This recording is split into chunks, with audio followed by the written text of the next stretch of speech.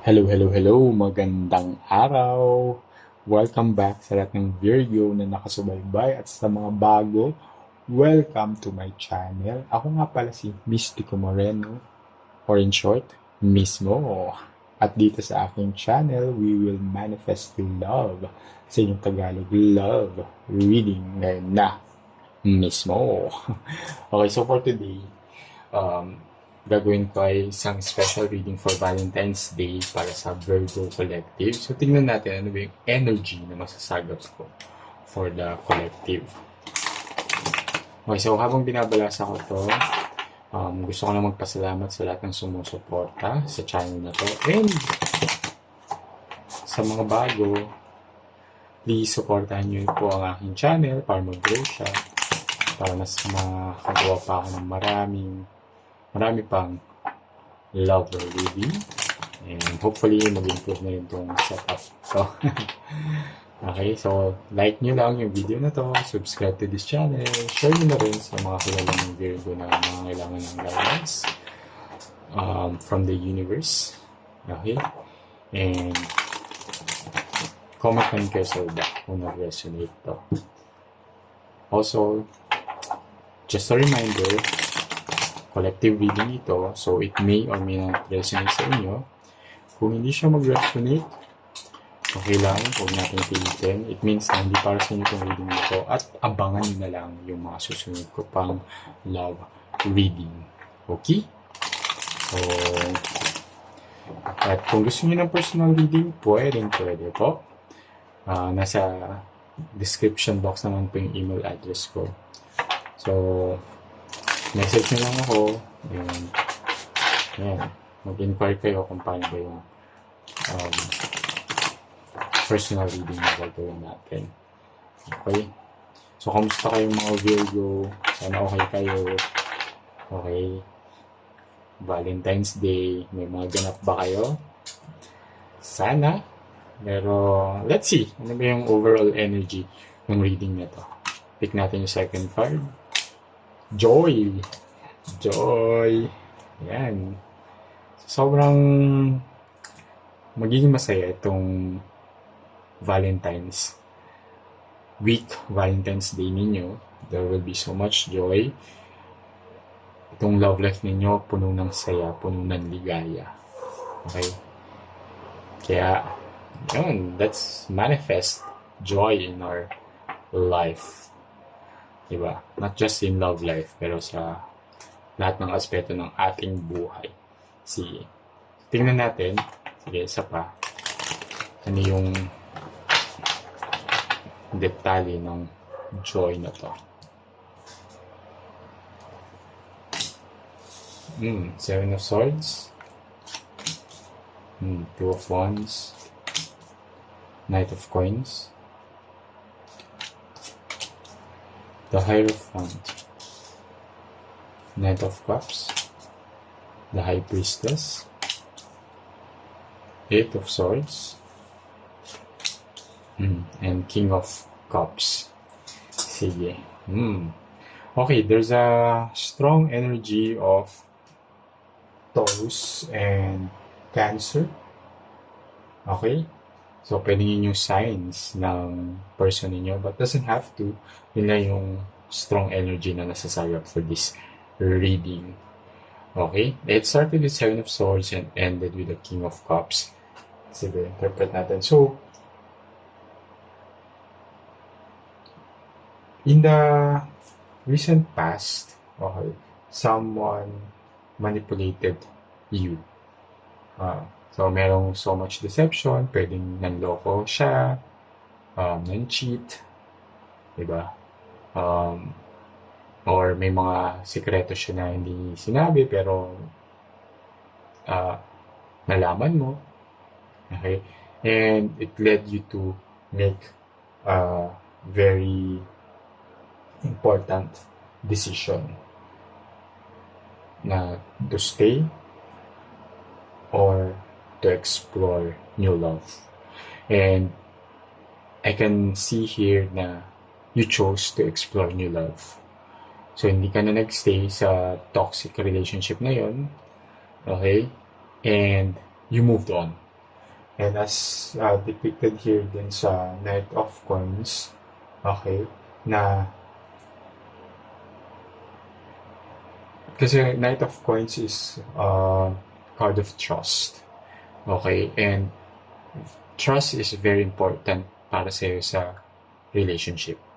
And dahil nasira ng past relationship mo yung trust na yun, you really have to let go of that. Non-negotiable mo yun yung trust. So, na kapag nasira yung trust, wala na rin. Okay? And nag-move on ka, okay? And you chose to really explore new love, okay? And at yung new love na yun na in-explore mo is something that really aligns dun sa values mo. Nag-a-align siya dun sa gusto mong mangyari sa relationship, nag-a-align siya dun sa hinahanap-hanap mong love, diba? And the joy that it will bring you pagdating sa love. Okay? And si Knight of Cups naman is a card of affection, okay? Diba? Someone will do something unexpected towards you. Diba? May gesture or may act siyang hindi mo na-expect lalo na this Valentine's Day. Mamaya, ba magbigay siya sa'yo ng love letter, ng flowers? Gusto pa bang love letter? Diba? Pero di ba nakakakilig makareceive ng love letter or kahit card man lang from the person you like or from the person who loves you. So, flowers or maybe he or she will ask you out. Okay? And, ayun, na papasayin ka ng person na to. And, as shown here then with the High Priestess, that there will be a deep connection between the two of you. Okay? Ang magiging magiging blockage lang dito is yung feeling na parang nagpapaka-victim ka.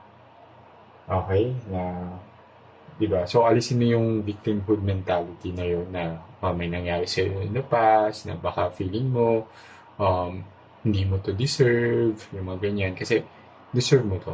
You deserve to be happy and this person is coming into your life to make you happy. Diba? Ayaw mo ba nun?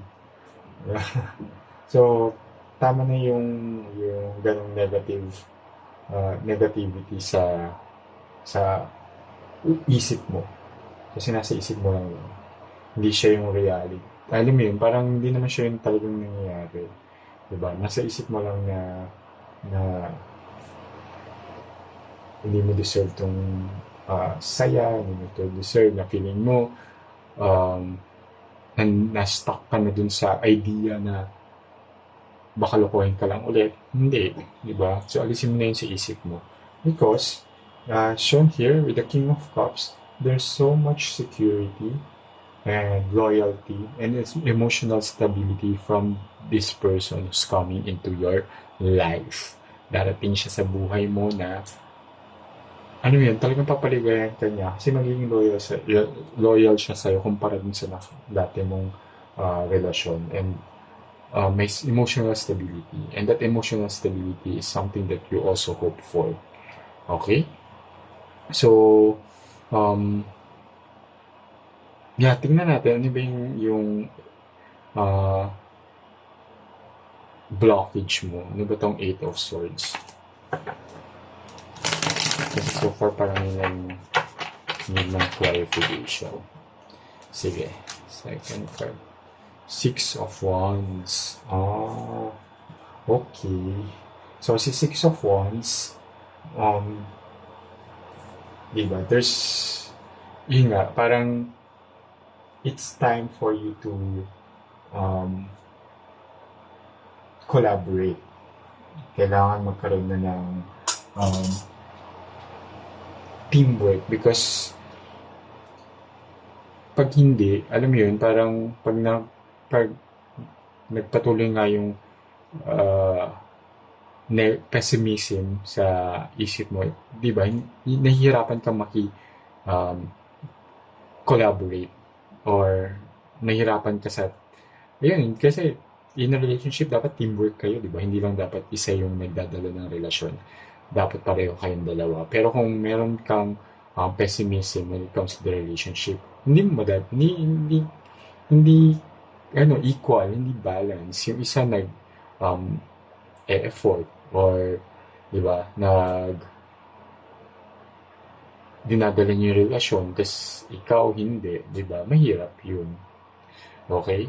So, manifest mo yung yung relationship na to na magbibigay sa'yo ng saya. Okay? So, I hope na nag-resonate itong reading na to. Again, if it resonates, comment below, manifest, claim the energy of joy. Okay? There's so much joy in this connection, this new connection. There's so much joy. So, claim nyo na. Okay? Let go nyo na yung nakaraan din. Dahil it's time to move on to this new love that will give you so much joy. Okay? Diba? Love, joy, hope. Diba? There's so much love, there's so much joy, and hope for it. Okay? Manifest it. Okay? So, maraming salamat sa pagsubaybay sa channel na to. Abangan ninyo yung mga susunod ko pang love reading. Okay? And kita-kits sa susunod na Tagalog love reading. Dito lang syempre sa aking channel. Ako nga pala si Mystico Moreno. In short, Miss Mo. Ingat!